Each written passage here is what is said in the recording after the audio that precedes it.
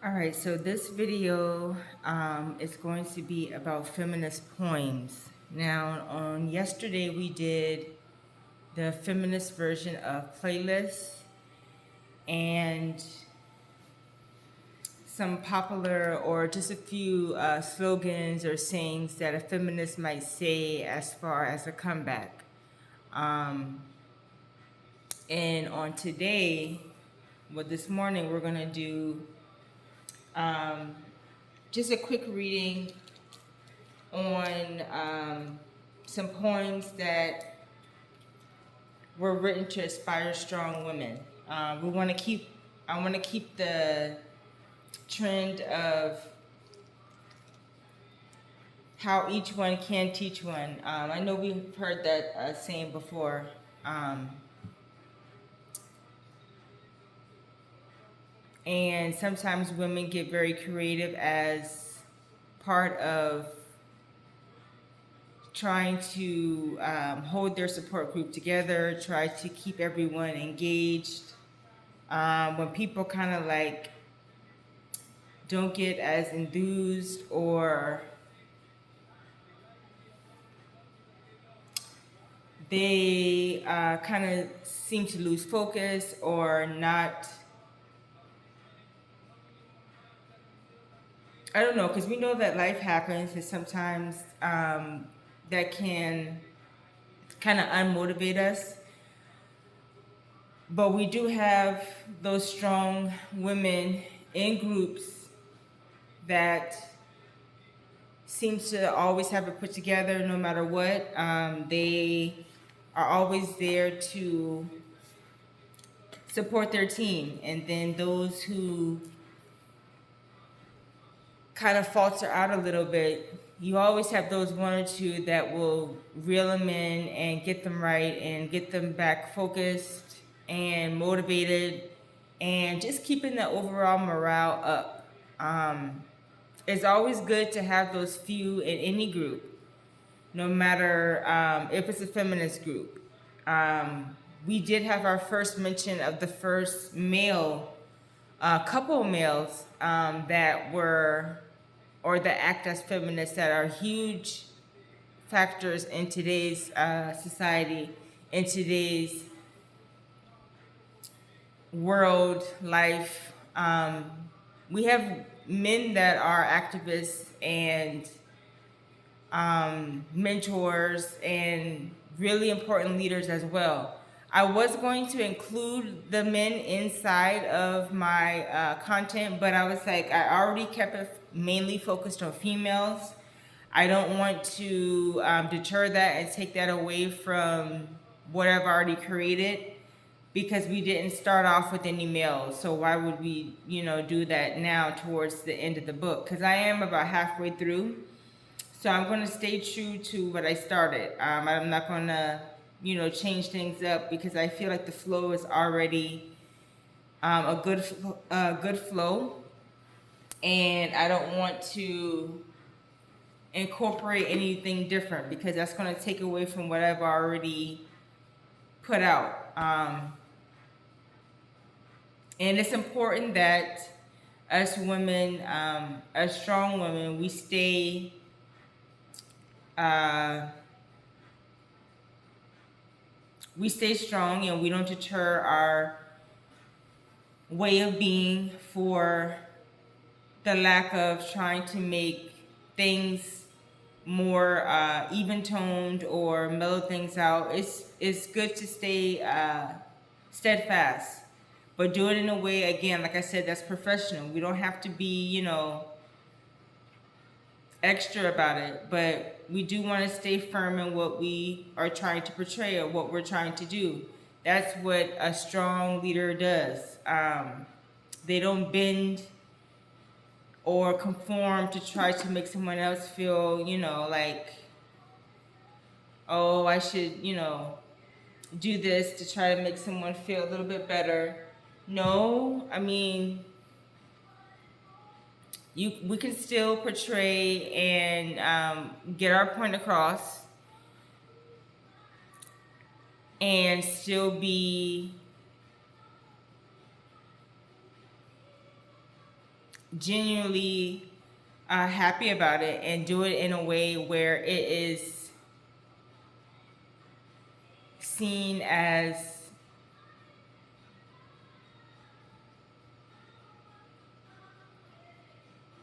a way of dedication and tribute to the ones that paved the path before us, especially the feminists that are no longer here, like in the physical.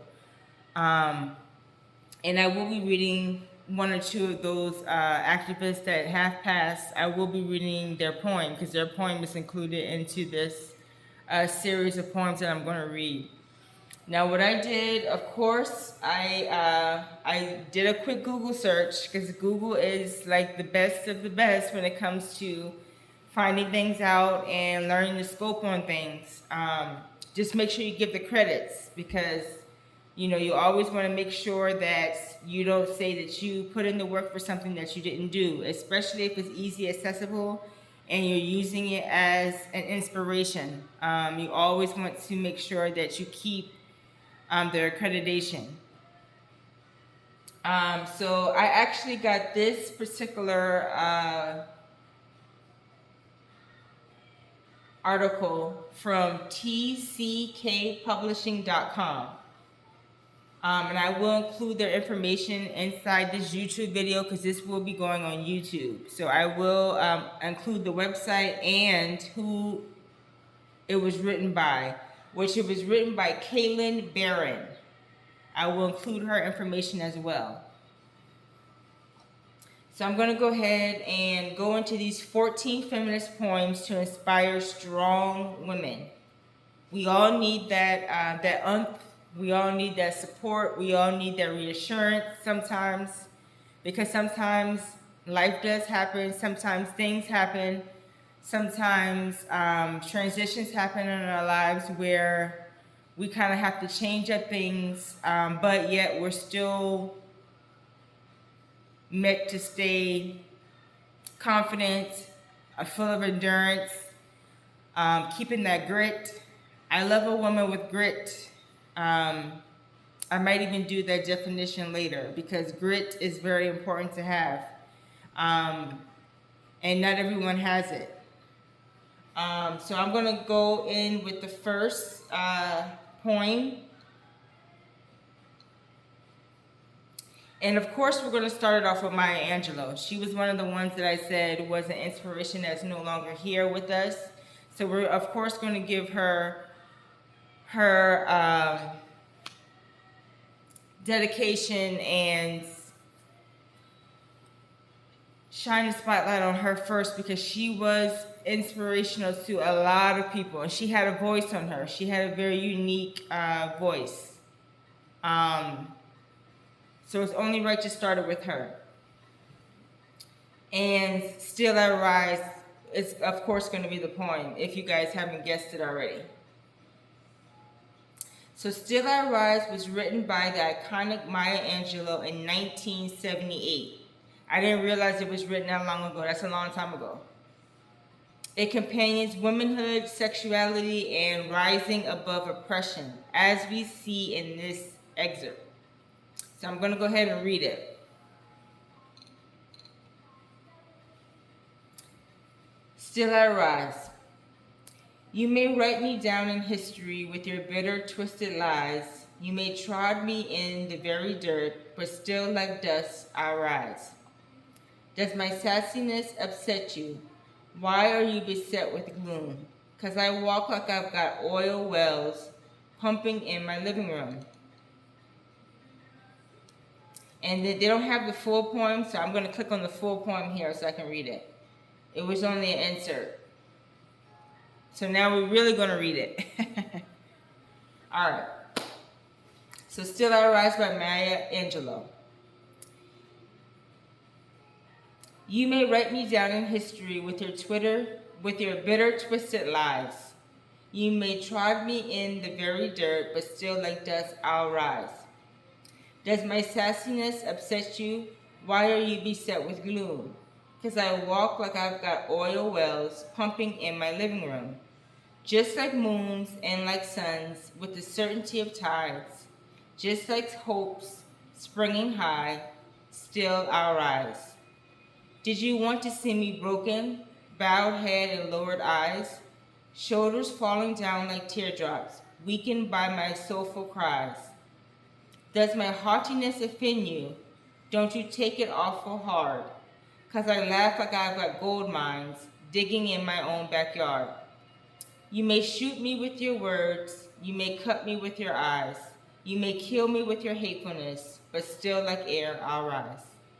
Does my sexiness upset you? Does it come as a surprise that I dance like I've got diamonds at the meeting of my thighs? Out of the huts of history's shame I rise. Up from a past that's rooted in pain I rise. I'm a black ocean leaping and wide, welling and swelling I bear in the tide.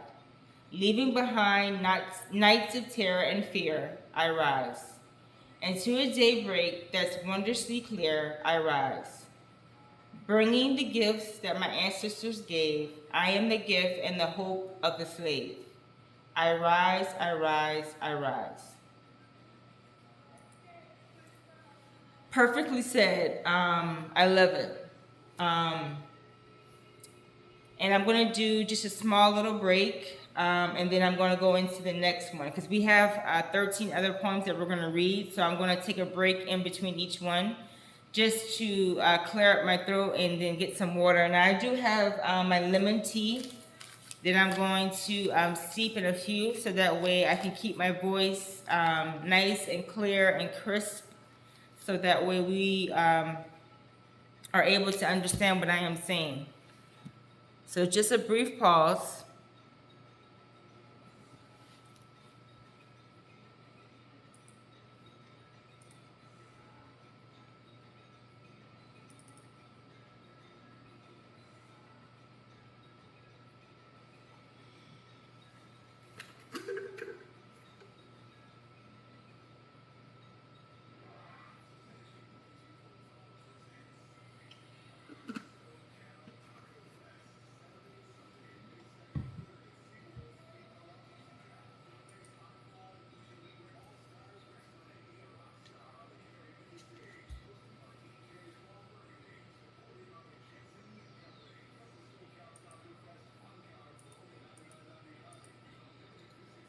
All right, so the second poem we're going to go into is called Lady Lazarus by Sylvia Plath.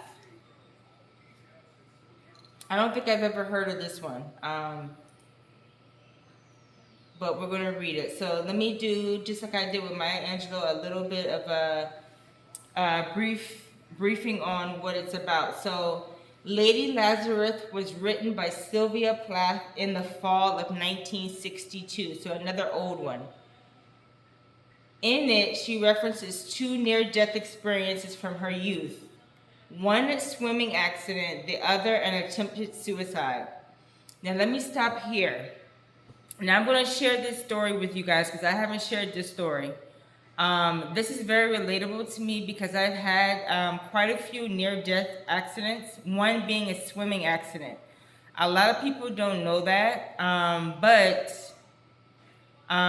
we were in a large body of water. We were at a very large theme park, and I didn't know how to swim. And there was quite a few people in that big pool of water that we were at. We were at a water park, and I almost drowned. And I don't know how the life of me, I just dog paddled up to the top. But this is very relatable because, like I said, I've almost drowned, but like I said, it wasn't my time to go yet. And I've had quite a few other, not a lot more, but quite a few other little freak accidents that could have ended my life. So this is probably going to be pretty touching to me. So I'm going to go ahead and read it in full. So give me just a moment. Let me click on the link here. So again, this is Lady Lazarus. I have done it again, 1 year in every 10. I manage it.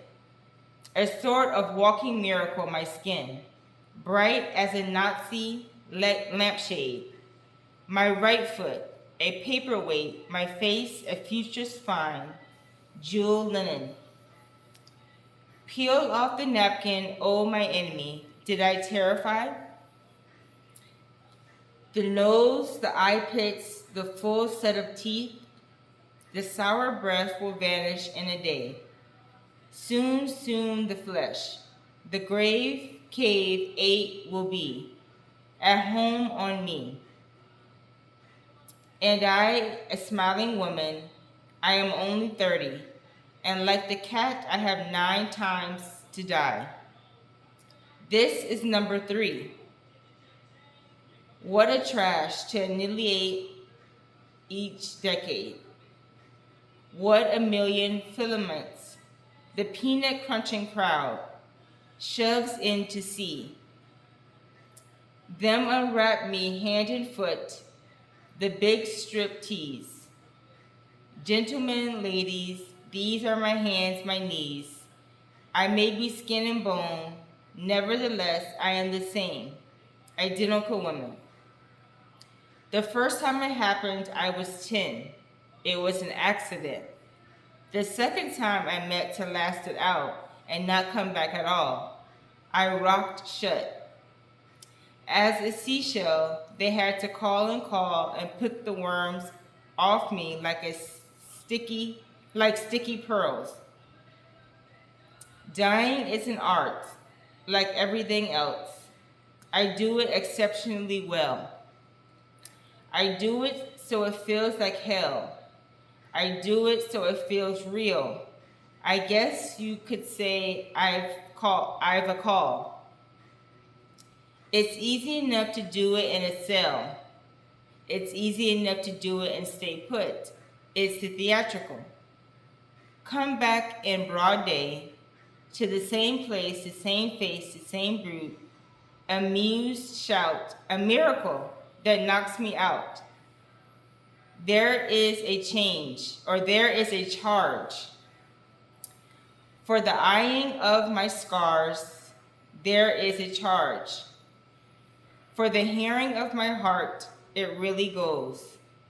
And there is a charge, a very large charge, for a word or a touch or a bit of blood, or a piece of my hair or my clothes.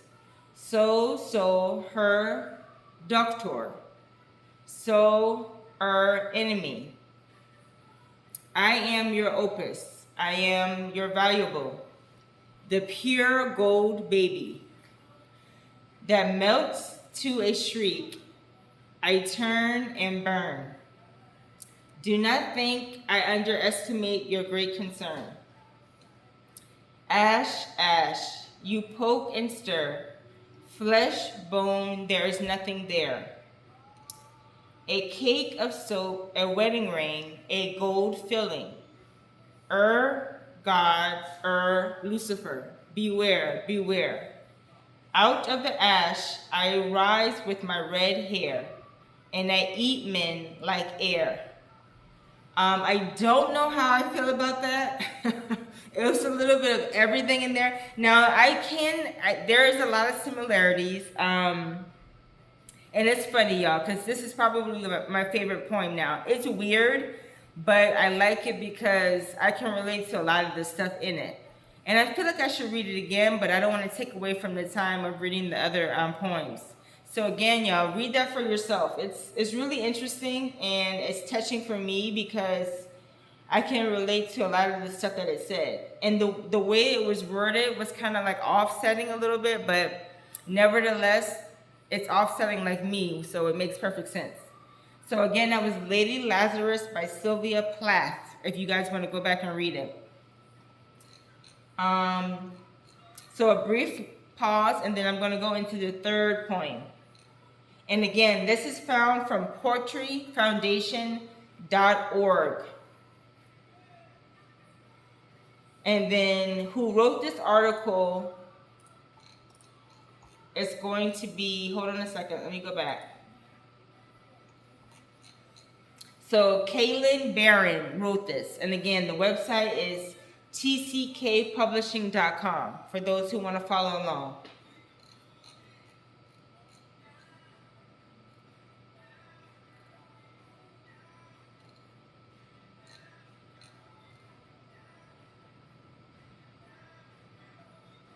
So I'm not gonna read all of these poems, y'all, because I don't want, I kind of don't really want the copyright. I'm just gonna skim through. I'm glad I read the first two, of course. The next one that I'm gonna read is going to be A Woman Speaks by Audre Lorde. In A Woman Speaks, Audre Lorde explores the inconsistencies in how Black women are viewed and treated, as well as her own struggle to define her identity on her own terms. How fitting is that? That describes me to the T. And I'm not talking about how I'm viewed or treated. I'm more so talking about how I struggle with my own identity. Sometimes I want to wear my turban to cover my short hair. Sometimes I want to wear my short hair naturally out. Sometimes I want to spray the shade of black so that way it covers my gray. Sometimes I don't. Sometimes I want to put my wig on. Sometimes I don't. Sometimes I want to dress a little tomboyish or more comfortable. Sometimes I want to show it all. Not show it all literally, but you know, wear things that can be a little bit too revealing. So it's kind of like still trying to find myself in a sense. If I want to dress young and witty and, you know, kind of like not really respectful or the leader that I'm striving to be, or, you know, I don't know, just sometimes I just play up on the way that I dress and look. So this is very fitting for me. So I'm going to read this. I haven't heard of this one either, so it's going to be interesting to see what it's about. So I'm going to go ahead and read that.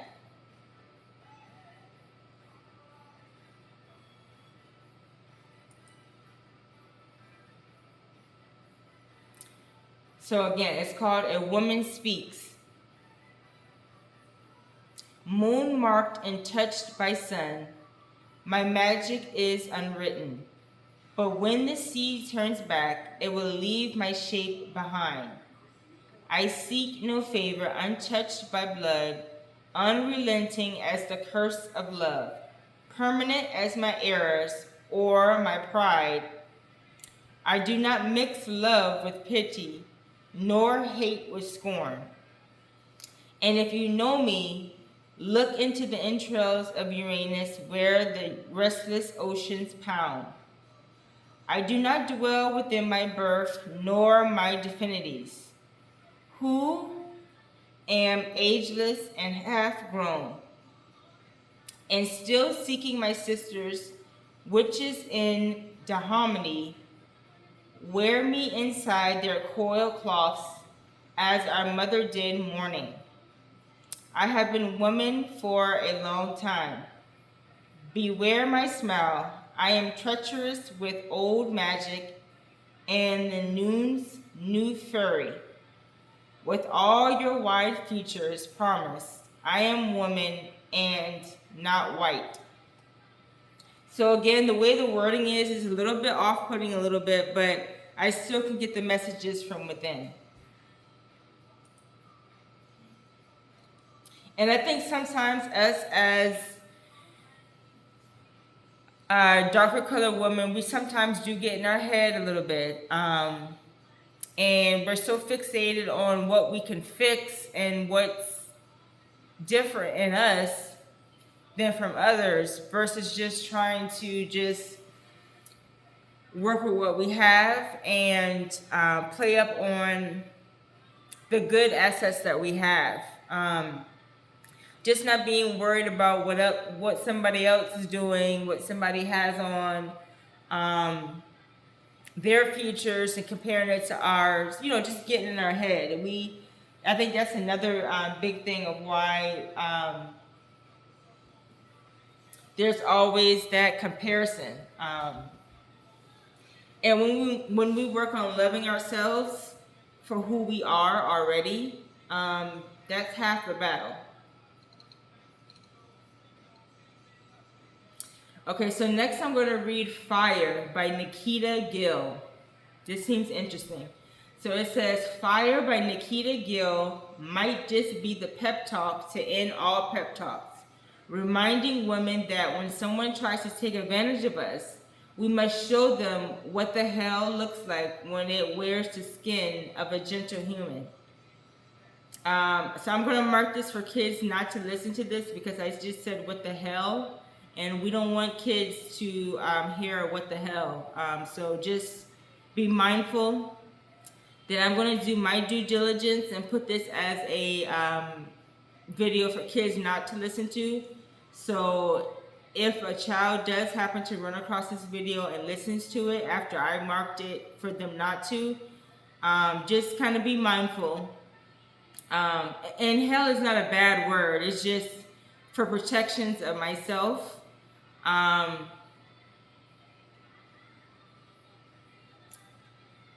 just rather just be safe. So now we're going to go into and read this fire to see what it's about.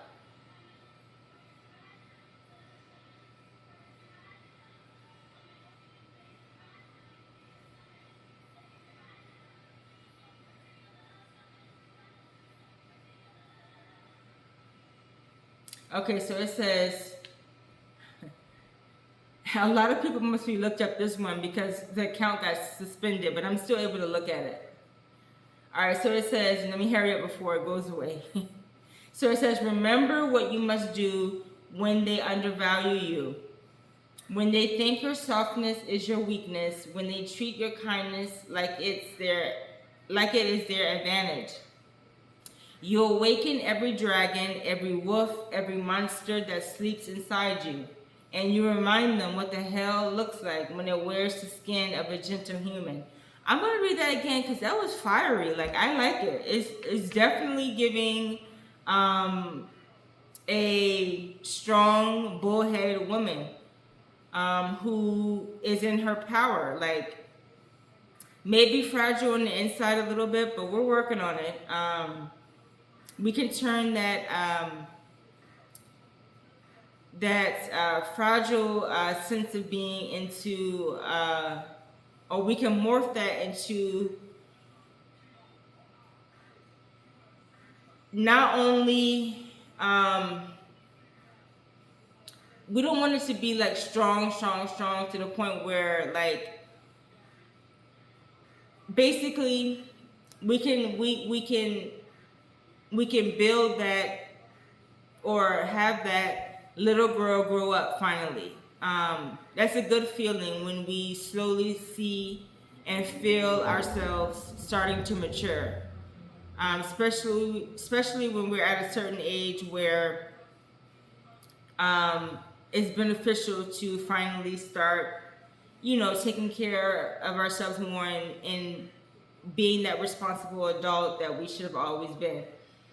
So I'm gonna reread this again because I really do like this one, y'all. I know I said I was only gonna read the poems once, but this one in particular, since I'm not reading all 14, I decided not to because I don't want the videos to be too long and too drawn out. But I do want it to get to the point and do its benefits as far as me reading enough, so that way, it makes sense. So yeah, I'm gonna go back and reread this one. So again, it's entitled Fire. Remember what you must do when they undervalue you. When they think your softness is your weakness. When they treat your kindness like it is their advantage. You awaken every dragon, every wolf, every monster that sleeps inside you. And you remind them what the hell looks like when it wears the skin of a gentle human. Very much to the point. And again, it's not about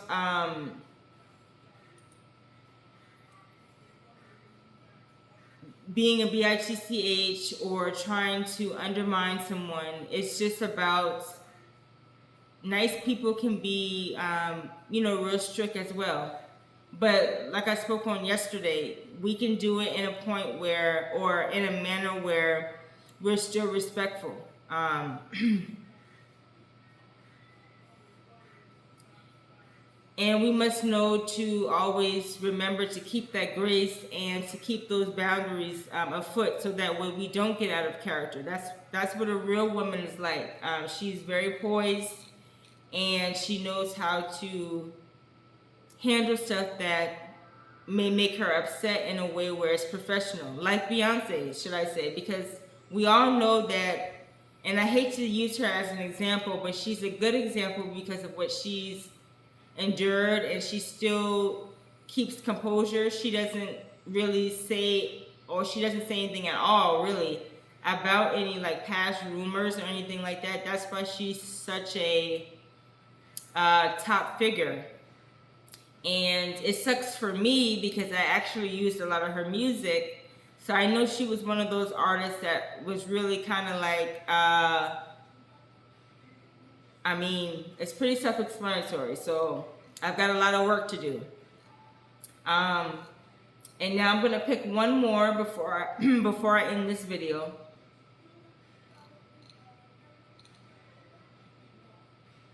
So I like this one. This one is called We Sinful Women. What a way to end the poem or the reading by this one. So this one was written by Kishore Naheed. And it says Kishore Naheed is an award-winning... Now I don't want to lose my voice. Hold on a second.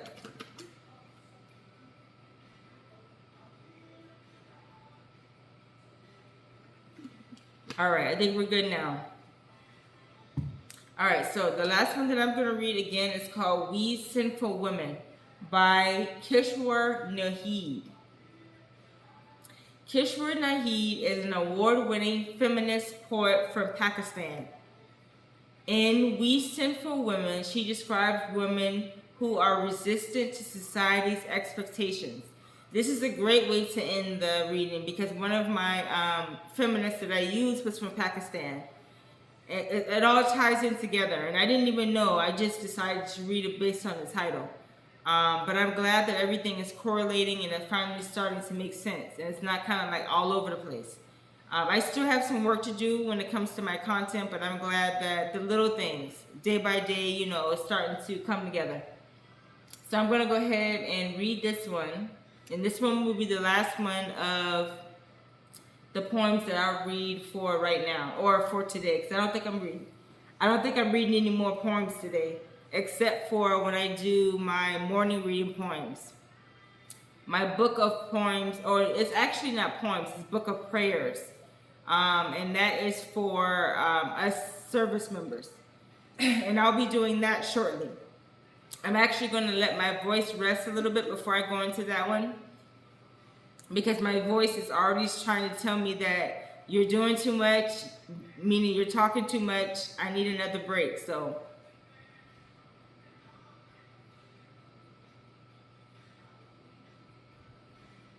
I'll make sure that I'll drink at least 1 cup of my lemon tea before I do those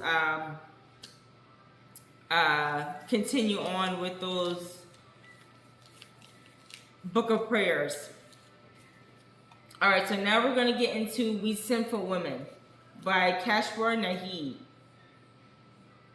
It is we sinful women who are not altered by or awed. So let me go back because I read the word wrong.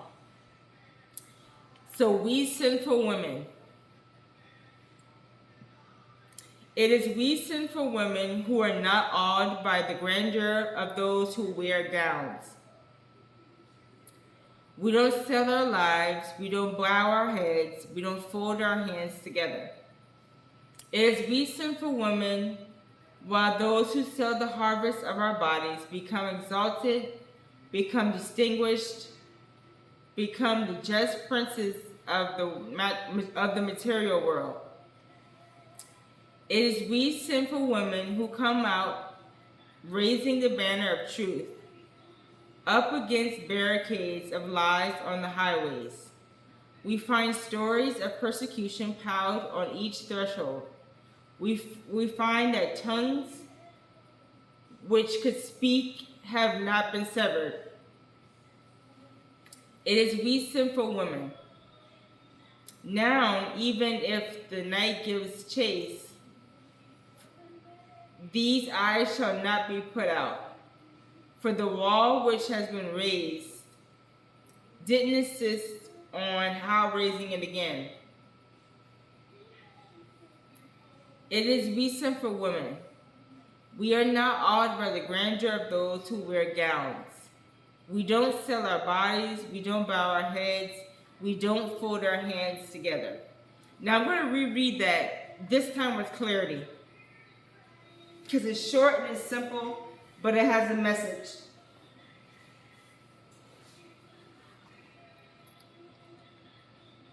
We sinful women. It is we sinful women who are not awed by the grandeur of those who wear gowns. We don't sell our lives, we don't bow our heads, we don't fold our hands together. It is we sinful women, while those who sell the harvest of our bodies become exalted, become distinguished, become the just princes of the material world. It is we sinful women who come out raising the banner of truth up against barricades of lies on the highways. We find stories of persecution piled on each threshold. We find that tongues which could speak have been severed. It is we sinful women now, even if the night gives chase, these eyes shall not be put out. For the wall which has been raised don't exist now on raising it again. It is we sinful women. We are not awed by the grandeur of those who wear gowns. We don't sell our bodies, we don't bow our heads, we don't hold our hands together. Now I like that one. I mean, it's simple and it's to the point as well. All of these poems are very, like I said, they're very to the point and very much screams feminism to you, or at you as you read them. So with that, y'all, I'm going to wrap up with this video, and I will continue on with the book of prayers for armed forces in just a minute. I just want to give myself some time to drink my tea and to soothe my voice, and then I'll pick up with that video next.